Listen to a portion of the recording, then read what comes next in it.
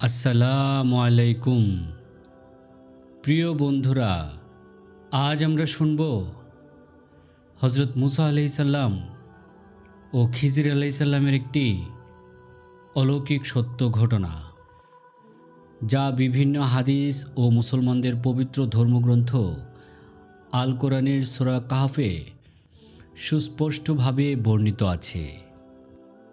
অলৌকিক শব্দটি সামাজিক ও শরীয়তসম্মত হলেও এই ঘটনাটি আসলে আধ্যাত্মিকতায় পরিপূর্ণ। মূলত মুসা নবী অতটা বাকপটু ছিলেন না বলে তার ভাই হারুনকে মুখপাত্র ও সহযোগী হিসেবে আল্লাহর কাছে চেয়ে নিয়েছিলেন। ফলে জনসমাবেশে বক্তৃতা দেওয়ার সময় তার ভাই মুসার হয়ে বেশি কথা বলতেন। মুসার অনুসারীরা বেশি নড়বড়ে ঈমানের অধিকারী ছিল।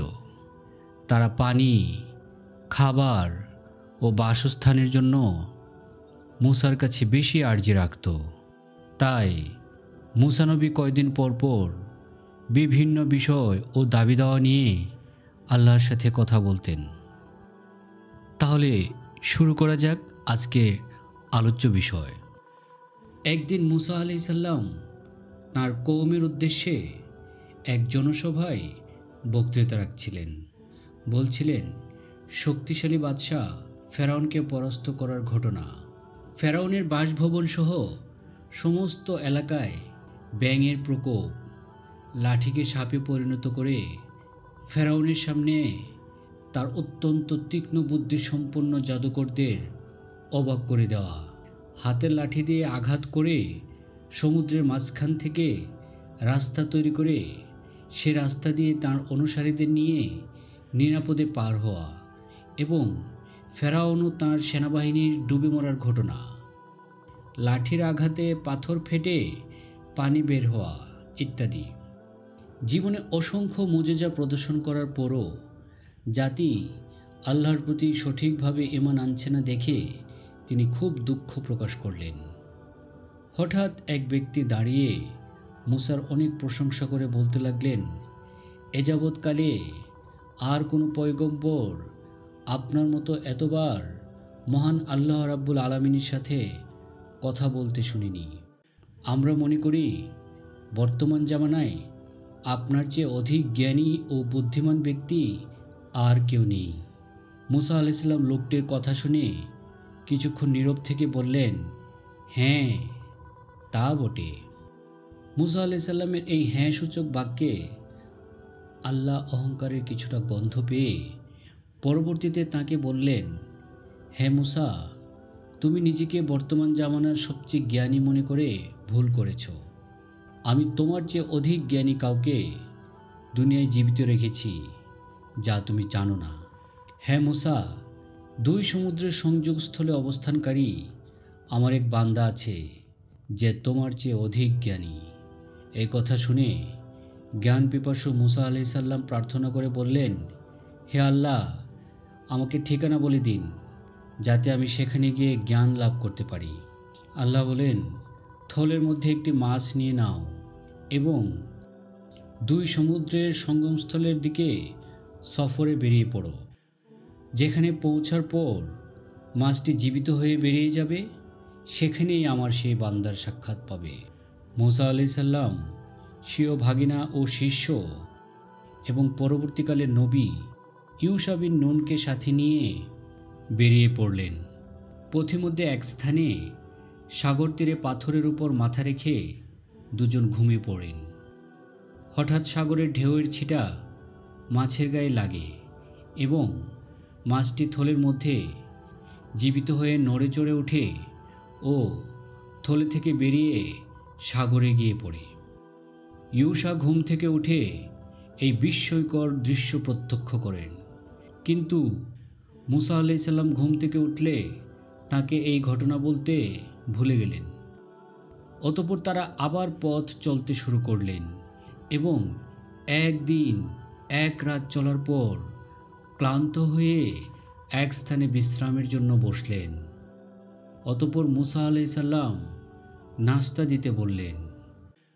তখন তার মাছের কথা মনে পড়ল এবং ওজর পেশ করে আনুপর্বিক সব ঘটনা মুসা আলাইহিস সালামকে বললেন।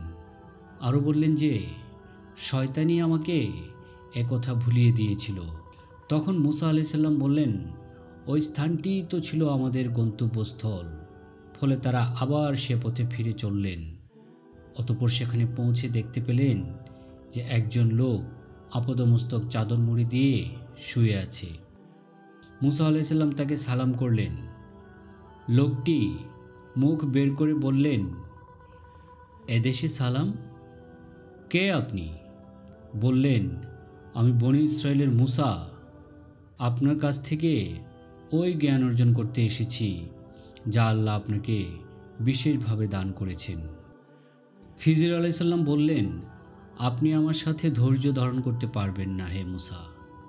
আল্লাহ আমাকে যে জ্ঞান দান করেছেন তা তিনি আপনাকে দেননি। পক্ষান্তরে আপনাকে তিনি যে জ্ঞান দান করেছেন তা আমাকে দেননি। মুসা বললেন, আল্লাহ চাহেন তো আপনি আমাকে ধৈর্যশীল পাবেন এবং আমি আপনার কোনো আদেশ অমান্য করব না। খিজির আলাইহিস সালাম বললেন, যদি আপনি আমার অনুসরণ করেনি তবে কোনো বিষয়ে আমাকে প্রশ্ন করতে পারবেন না, যে পর্যন্ত না আমি নিজে থেকে সেই সম্পর্কে আপনাকে কিছু বলি। মুসা আলাইহিস সালাম সব শর্ত মেনে নিলেন। অতঃপর তাঁরা পথ চলতে লাগলেন। কিছু দূর গিয়ে নদী পার হওয়ার জন্য একটা নৌকা পেলেন। অতঃপর নৌকা থেকে নামার সময় তাতে ছিদ্র করে দিলেন। মুসা নবী বিষয়টিকে মেনে নিতে পারলেন না, কেননা বিনা দোষে অন্যের নৌকা ছিদ্র করে দেওয়া স্পষ্টভাবেই অন্যায়। তিনি বলেই ফেললেন, নিশ্চয়ই আপনি একটা গুরুতর মন্দ কাজ করলেন। তখন খিজির আলাইহিস সালাম বললেন, আমি কি পূর্বেই বলিনি যে আপনি আমার সাথে ধৈর্য ধারণ করতে পারবেন না? তখন মুসা আলাইহিস সালাম ক্ষমা চাইলেন। ইতিমধ্যে একটা কালো চড়ুই পাখি এসে নৌকার এক প্রান্তে বসল এবং সমুদ্র থেকে এক চুমু পানি তুলে নিল। সেদিকে ইঙ্গিত করে খিজির মুসা আলাইহিস সালামকে বললেন, আপনার ও আমার এবং সমস্ত সৃষ্টি জগতের জ্ঞান মিলিতভাবে আল্লাহর জ্ঞানের মোকাবেলায় সমুদ্রের বুক থেকে পাখির ঠোঁটে ওঠানো এক ফোঁটা পানির সমতুল্য। তারপর তারা সমুদ্র তীর বেয়ে চলতে থাকলেন। কিছু দূর গিয়ে তারা সাগর পাড়ে খেলায়রত একদল বালককে দেখলেন। খিজির তাদের মধ্যে সবচেয়ে সুন্দর ও বুদ্ধিমান ছেলেটিকে ধরে এনে নিজ হাতে হত্যা করলেন। এই দৃশ্য দেখে মুসা আঁতকে উঠলেন। একই একটা নিষ্পাপ শিশু আপনি হত্যা করলেন? এ যে মস্ত বড় গুনাহের কাজ।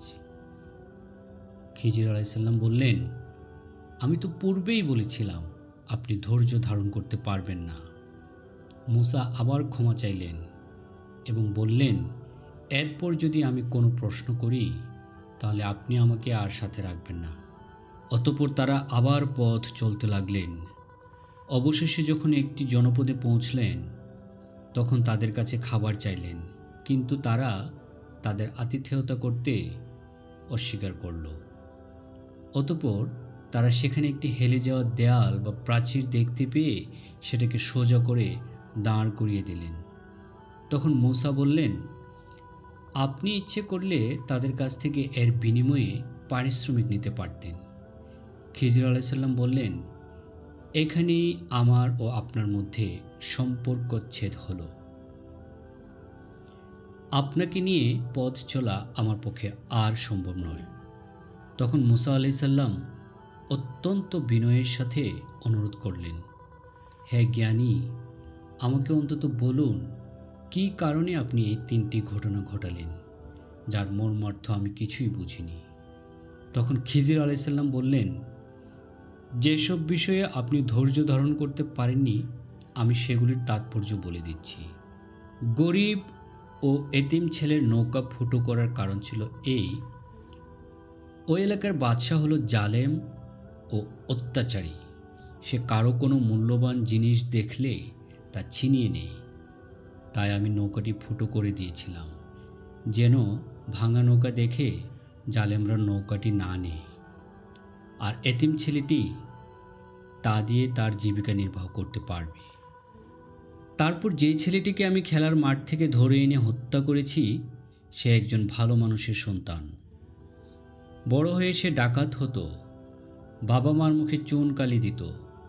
তাছাড়া খুন, ধর্ষণ, রাহাজানি ইত্যাদি গর্হিত কাজে লিপ্ত হতো। তাই আমি তাকে হত্যা করে দেশ ও জাতিকে এক মহা বিপদ থেকে রক্ষা করেছি। আর তৃতীয় ও শেষ যে ঘটনাটি, তার সারমর্ম হল, হেলে পড়া দেয়ালের নিচে ওইখানকার বাসিন্দা তার উত্তরসূরিদের জন্য কিছু গুপ্তধন রেখে গিয়েছেন।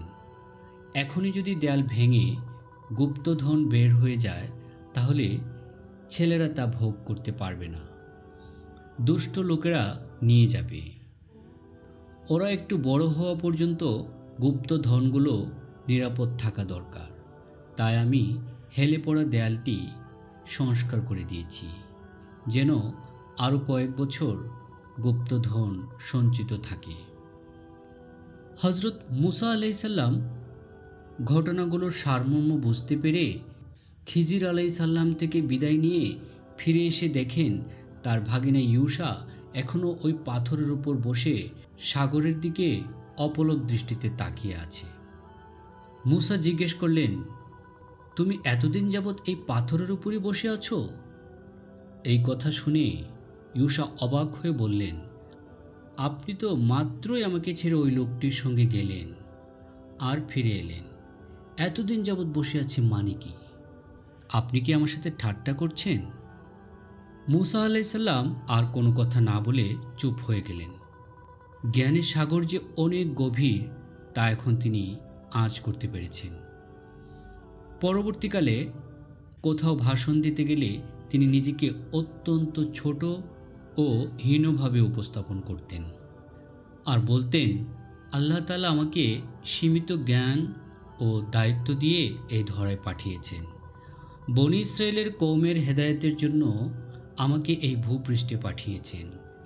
আমার চেয়ে অনেক জ্ঞানী ও গুণীজনও আল্লাহর আলমে রয়েছেন, যাদের সাক্ষাৎ পাওয়া সাধারণের পক্ষে সম্ভব নয়।